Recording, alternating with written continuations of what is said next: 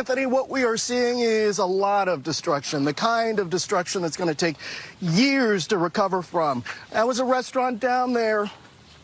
There are stores this way. Overnight, it was a lot calmer, and you're going to hear officials today talk about that. We're getting reports of just one fire, and that is an improvement 1 week after George Floyd's death.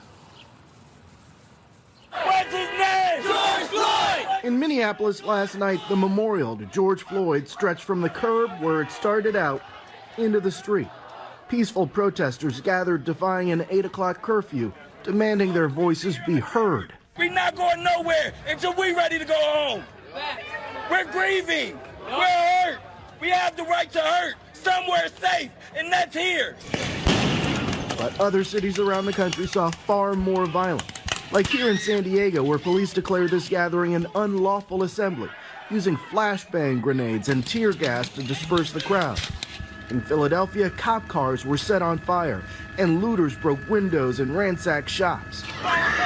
In Atlanta, police used tear gas to drag a pair of college students out of their car for allegedly breaking the city's curfew. The students were not charged, but 2 of the officers were fired for using excessive force. Back in Minneapolis, a tanker truck nearly mowed down hundreds of protesters marching peacefully on this highway. The driver was yanked from his truck, beaten, and later arrested. Minnesota Timberwolves assistant coach Kevin Burleson was part of the peaceful protest on the highway at the time.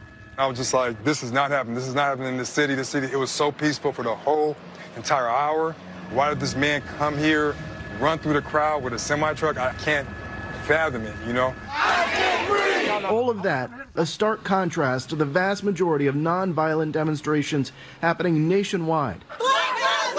Like here in West Virginia, where an officer marched with protesters. So far, only former officer Derek Chauvin has been arrested. The other 3 officers remain free. During a live interview last night with Floyd's brother, a CNN reporter passed on his question to the Minneapolis police chief, who'd just shown up to the George Floyd memorial. They want to know if the other officers should be arrested in your mind, and if you see that they should all 4 be convicted. To the Floyd family,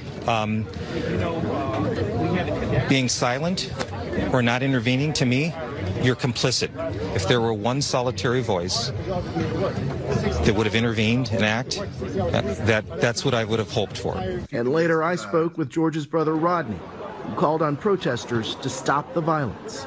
I'm asking for peace the same way my brother would ask us to, if we could see the situation if he was there. Peace. Peaceful protesting is the best option we have to bring justice. And there is a pattern with these protests that we have seen. They start off peacefully and then someone incites violence. This was arson. And investigators believe that many of these incidents are being sparked by extremists. Tony. Jeff, thank you very much. Now